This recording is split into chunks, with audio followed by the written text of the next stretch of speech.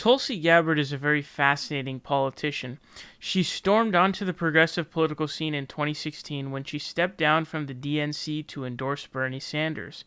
She immediately became a progressive star in a political world that had such few progressives. Fast forward to 2019, and Tulsi Gabbard is the first relevant person to announce her candidacy for president in 2020. Are you gonna run for president of the United States and do something about it? Do you think she should? Do you think she should? Are you gonna run? I have decided to run and will be making a formal announcement within the next week. Whoa. To take the Democratic nomination and then face Trump. But the question many people asked was simply, why? It was very likely that Bernie Sanders was going to announce his candidacy soon as well, so why would the candidate who dropped everything to endorse Sanders now announce she is running against him, especially when it seemed that the odds of her winning was quite low? Well, this kind of ambiguity from Gabbard would seem to be a campaign trend rather than anomaly. There was already a progressive split brewing after her announcement to run for president. Despite the real numbers of total people supporting Tulsi Gabbard's campaign being next to zero, it was heavy in its voice online in the left sphere because it was a microscopic vocal movement that had to make up for its numbers with volume.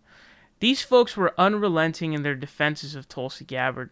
They had Hawaiian flowers in their name to identify that they are Tulsi Gabbard stans, and if you saw them in your replies, you knew there was a small group of Gabbard stans coming your way.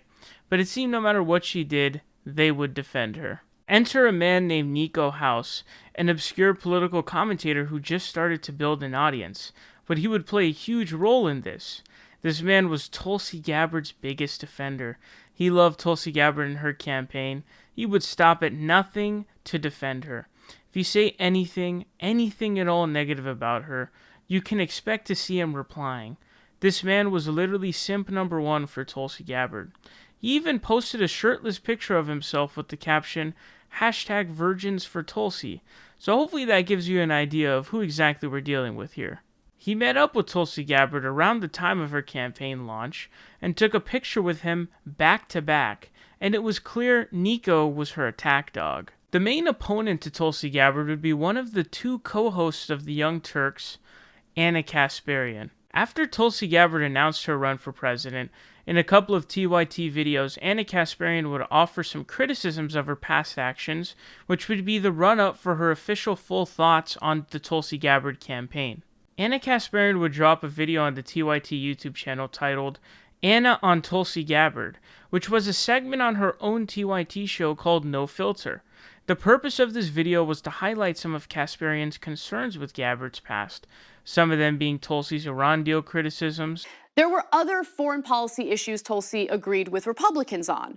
While she has been critical of how Trump pulled out of the Iran nuclear deal, she was actually a vociferous critic of the deal back in 2015, saying at the time, quote, "We cannot afford to make the same mistake with Iran that was made with North Korea." In other words, she wouldn't have approached the Iran nuclear deal from the framework of diplomacy. Tulsi's support of drone strikes. Tulsi's self-proclaimed hawkishness also explains her support for drone use. To be clear, I am not supportive of drone strikes, and I've been highly critical of how the Obama administration carried out their use. Tulsi's answer on torture that was very similar to Sam Harris. Of some of the same counterproductive foreign policy that's made a mess of international relations. Tulsi's hawkishness toward terror has led her to support military actions I, along with many other progressives, disagree with. Torture tactics like waterboarding, which were given the euphemism of enhanced interrogations, was something that Tulsi was supportive of. Soldier, how do you respond to the much discussed report on the CIA's use of torture and what some Americans have called a blot on American values? Do you share that opinion, or as a soldier do you have a very different perspective on the use of torture? Very bluntly, I'm conflicted. I'm conflicted on this report around the world being treated inhumanely. On the other side, I can also understand that any of us, if we're in a situation where our family or our community, our state or our country is in a place where, let's say in an hour, a nuclear bomb or an attack will go off unless this information is found. I believe that if I were the president of the United States, that I would do everything in my power to keep the American people safe. Tulsi's attendance of Netanyahu's speech to Congress to bolster the Iran deal without Obama's consent, while other Democrats like Warren and Sanders boycotted. Also, keep in mind that Israeli Prime Minister Benjamin Netanyahu was highly critical of the deal and continuously pushed for U.S.-backed escalation toward Iran. When he delivered his unprecedented speech to Congress in March of 2015 to criticize and end the deal, Gabbard refused to join Democrats who boycotted that speech, and she really attended it herself. These all seem to be legitimate criticisms, but it caused a massive backlash from die-hard Tulsi Gabbard's fans, who would call Anna Kasparian a sellout, a liar, and a fraud. Immediately, Tulsi's #1 supporter jumped in to defend her. Niko House released a video the following day titled TYT's Anna Kasparian's no-filter takedown of Tulsi Gabbard debunked by Niko House, which was a 36-minute video responding to Kasparian's criticisms of Tulsi Gabbard, citing things like Gabbard's evolution on the issue of torture and that drone strikes save soldiers' lives, like that of Gabbard's and House. Interestingly enough, just 3 days later on March 29th, Tulsi Gabbard actually appeared on TYT for a 35-minute interview, but there was something missing. That was Anna Kasparian. Now, it did seem to be typical for Cenk Uygur to interview presidential candidates solo, but Anna would just 3 days later, on April 1st, 2019, in a video titled Anna Responds to Tulsi Gabbard Accusations, allege that Tulsi Gabbard refused to do an interview on TYT if she was present there. Anna claimed that she was looking forward to asking Tulsi Gabbard about the questions and criticisms that she had of Gabbard in her videos, but was unable to because she was barred from interviewing her. Any attempt to silence me when it comes to any politician. Although I would have loved to ask Gabbard about the issues raised in my previous episode of No Filter, I was informed by her camp that I would not be part of the interview she had with TYT last Friday. It was surprising and a very surprising demand, considering no other candidate had done the same, regardless of how critical I've been about their positions in the past. This was a big deal because many people viewed it as Gabbard dodging Kasparian and her criticisms, while supporters of Gabbard stated that it was good for her to do because Anna Kasparian is a smear merchant who doesn't deserve to be spoken to. David Pakman of The David Pakman Show, a former TYT network affiliate, would also release a video 2 days later, on April 3rd, defending Anna Kasparian from what he labeled, quote, smears from Tulsi Gabbard supporters, and identified what he believed to be a toxic cult of personality that was building around Tulsi Gabbard. Tulsi Gabbard supporters decided to prove him wrong by commenting various insults towards David in his comments section. Then, again on April 12th, just 9 days later, Tulsi Gabbard would return to TYT for another interview, but again, this interview was done with only Cenk Uygur and no Anna Kasparian. It is also worth noting that these interviews that Cenk Uygur conducted with Tulsi Gabbard seemed to be very cordial and friendly. There seemed to be zero beef between Cenk Uygur and Tulsi Gabbard, which meant that it seemed it was just Kasparian and a few other TYT folks who had issues or beef with Gabbard. Yeah. So you were also here to look at a nuclear power plant. Yeah, we were in San Onofre this morning, and I'm grateful we went out and paddled out for an early morning surf. It was a little bit chilly. So you literally surfed this morning. We did.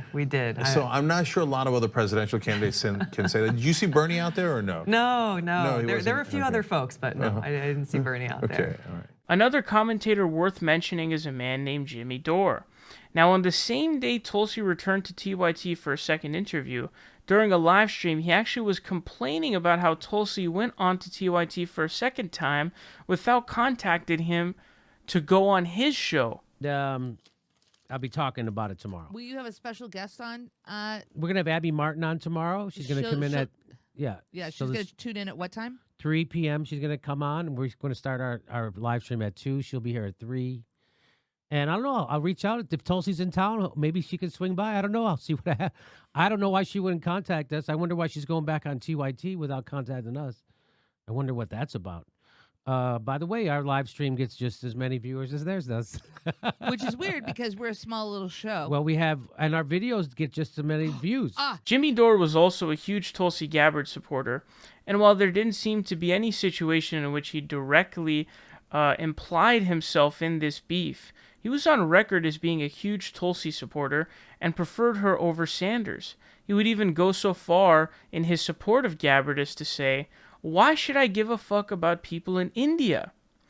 That should paint a picture as to how loyal and committed he was to Tulsi Gabbard's campaign. Looking forward to it, Lorraine. You know, we're all about reading about Tulsi and learning more about her. Because Tulsi identifies Hindu, I need to hear from her about her stance on Modi fascism, Islamophobia, imperialism in Kashmir, and whether she agrees morally with the caste system that is incredibly sexist against women. Thanks for the donation. I don't have any answers. I can tell you one thing. If there's one thing I couldn't care less about, it's what's happening in India. Is that wrong of me to not care? I mean... He would also announce his leave from TYT the next day. And while it certainly wasn't the only reason, it is certain that some of their hosts' animosity towards Gabbard was one of the straws that broke the camel's back. What would follow this is Anna Kasparian airing out her criticisms of Tulsi Gabbard, either on social media or on TYT, and then Niko House would respond in a video, but this also would force other progressive YouTubers to also weigh in on the issue of Tulsi Gabbard. Kyle Kulinski of Secular Talk would then weigh in on this controversy on June 18th in one of his Secular Talking Smack segments, in which he states that there are some legitimate criticisms of Tulsi Gabbard and some illegitimate ones. What do you think of all these Bernie supporter Tulsi haters? Yeah, I mean, I think it's a little weird.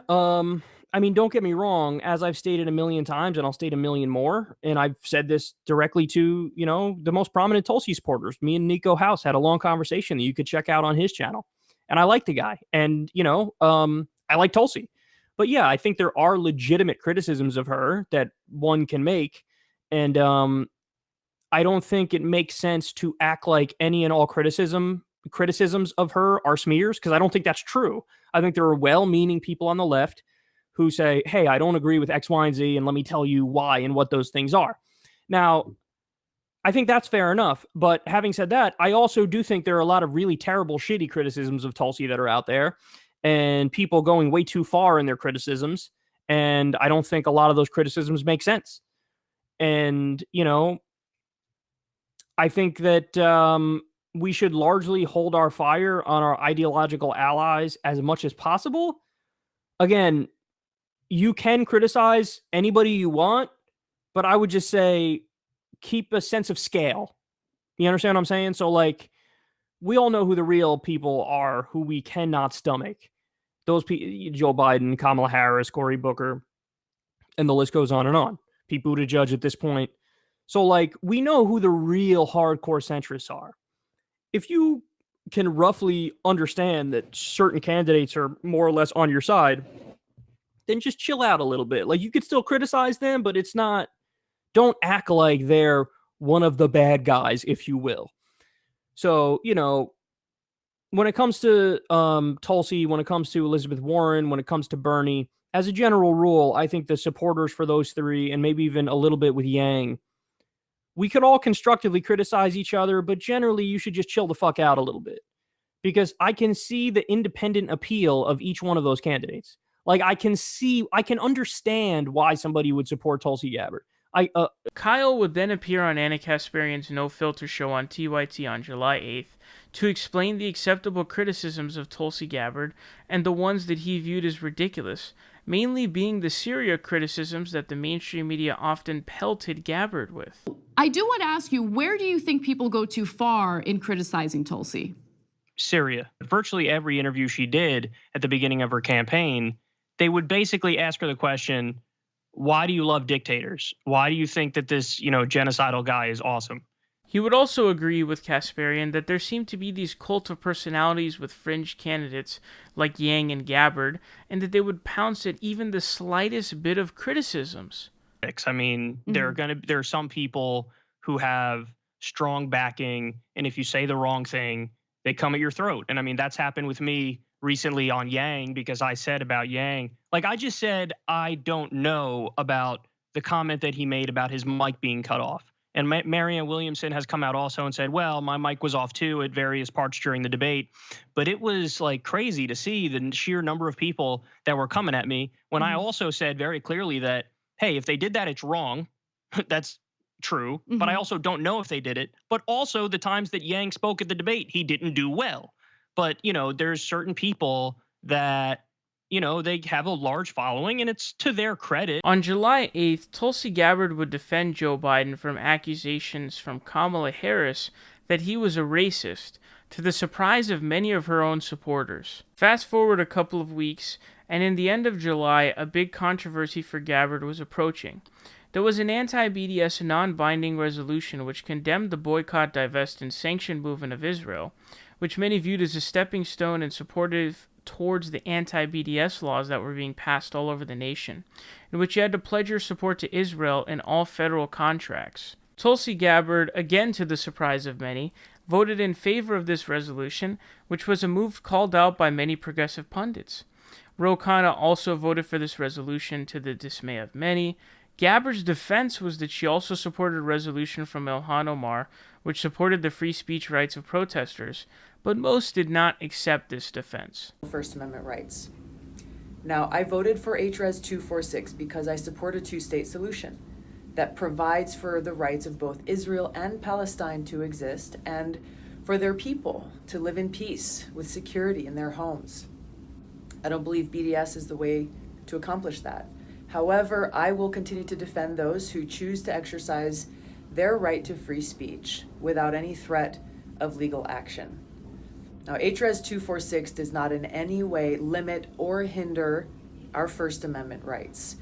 In fact, it affirms every American's right to exercise free speech for or against U.S. foreign policy, as well as the right of Israeli and Palestinian people to live in safe and sovereign states, free from fear and violence, and with mutual recognition. Now, the right to protest the actions of our government is essential if America is to truly be a free society. So no matter what our disagreements are about various political positions or choices that our government makes, we can all agree that every American should have the freedom to make those disagreements known and to protest peacefully in support of their views. Niko House, the #1 Gabbard White Knight, would get clobbered on his own channel by his own subscribers, who would call him out for continuing to defend every single move by Gabbard, regardless of whether or not they were worthy of defending.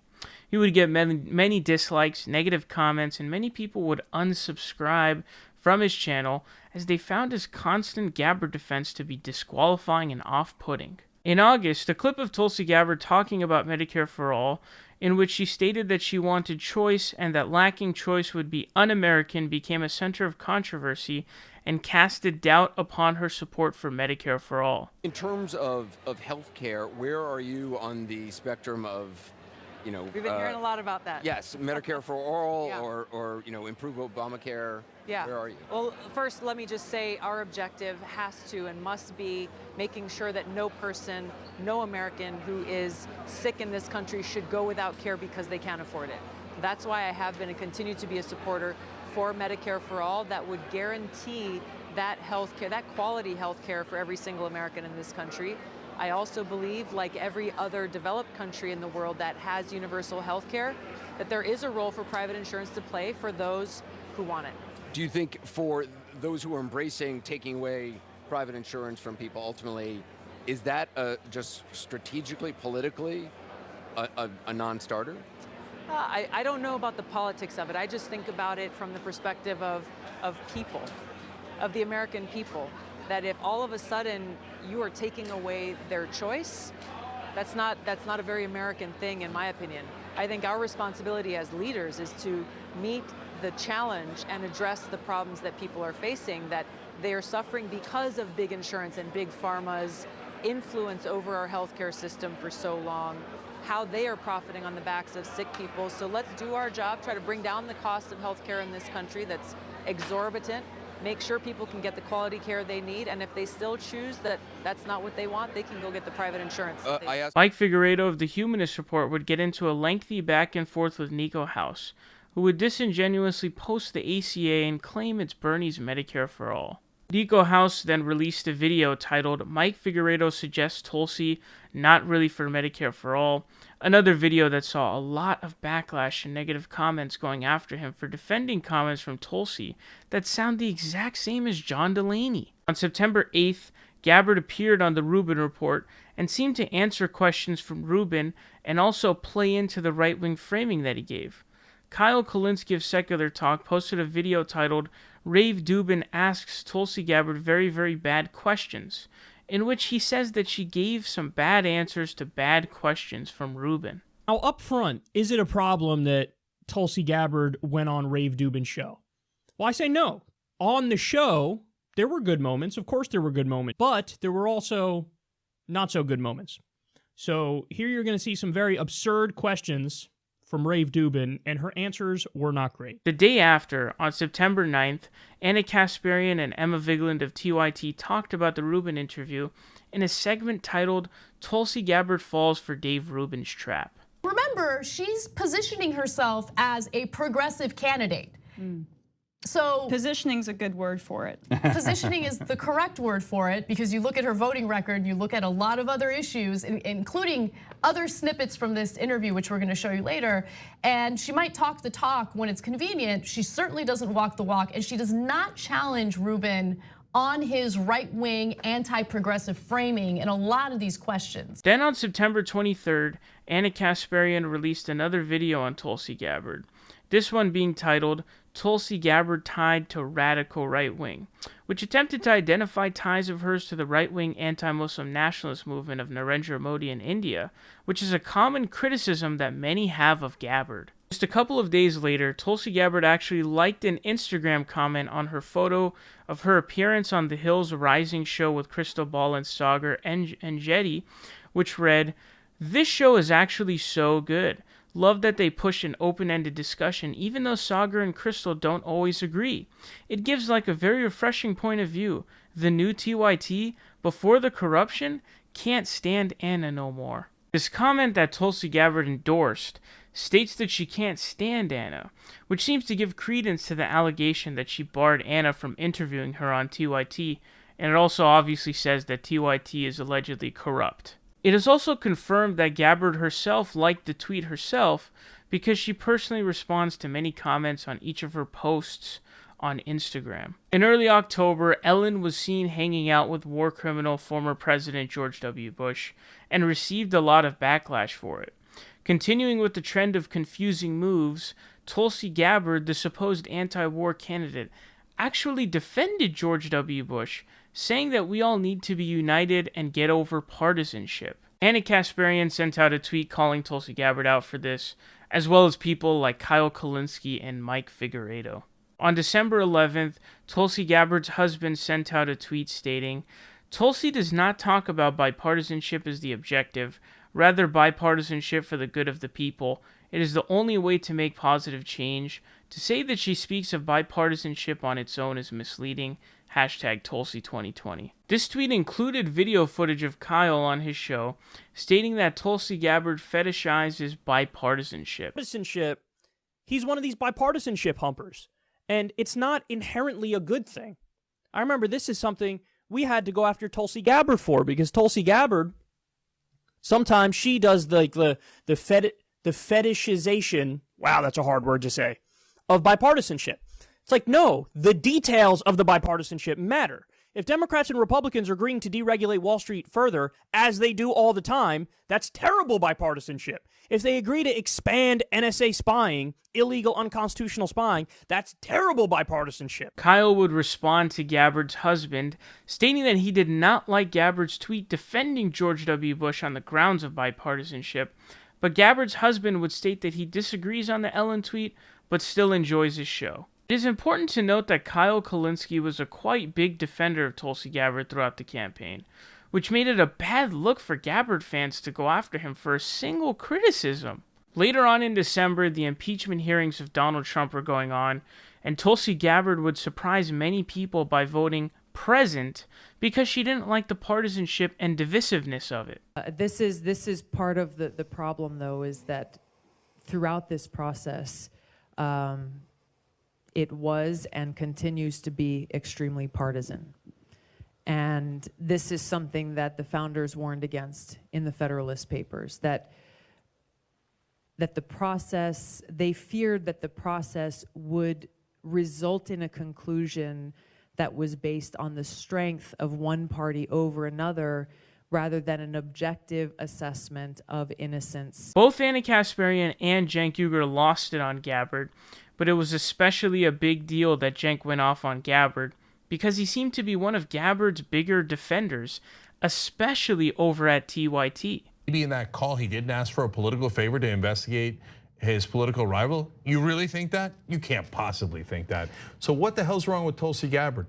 So all the people pretending that Tulsi Gabbard's a progressive, I guess we're done with that, right? So look, I have not been this tough on Representative Gabbard up until now.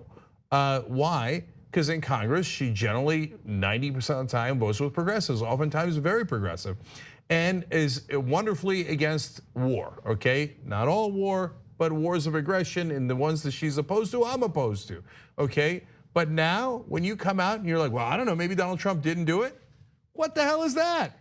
No, that means I'll tell you why you have some other motive, but it isn't. You're playing some sort of political game that is not logical and it is not fact-based.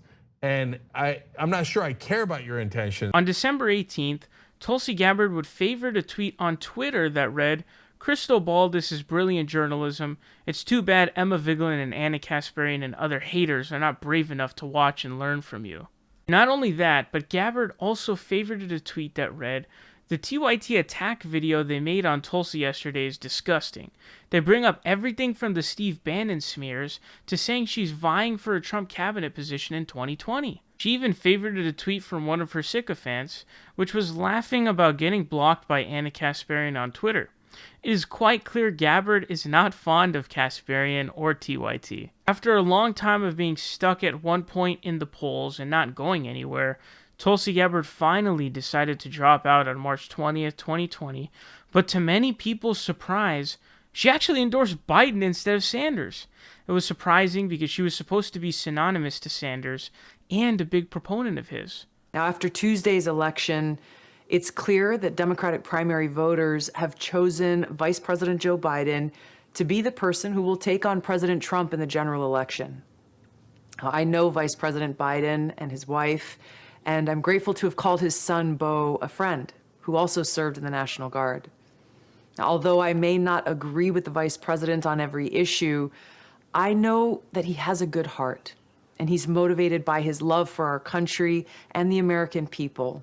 I'm confident that he will lead our country guided by the spirit of aloha, respect, and compassion, and thus help heal the divisiveness that has been tearing our country apart. So today, I'm suspending my presidential campaign and offering my full support to Vice President Joe Biden in his quest to bring our country together. Jimmy Dore was also pretty disappointed at this and had her on his show to answer some questions, and the video has 7,000 likes and 8,000 dislikes, and the comments are filled with people calling her a sellout and a fraud.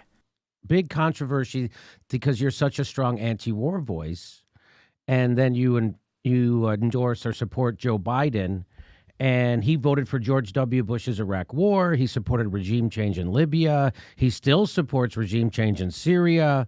Joe Biden today is against troop withdrawal in Iraq and Syria. I mean, so how can you square that circle? How could, if your message was one thing, endorse a guy who's diametrically opposed? After this, Anna Kasparian would release a segment on TYT titled Anna's Victory Lap on Tulsi Gabbard, in which she states that she was the first one to say that Gabbard is not the super progressive that everyone was claiming. This video has 8,000 likes to only 2,000 dislikes, signifying a large level of agreement amongst its viewers. This beef was very interesting and lengthy, but the question that remains is, what is the future of Tulsi Gabbard's political career?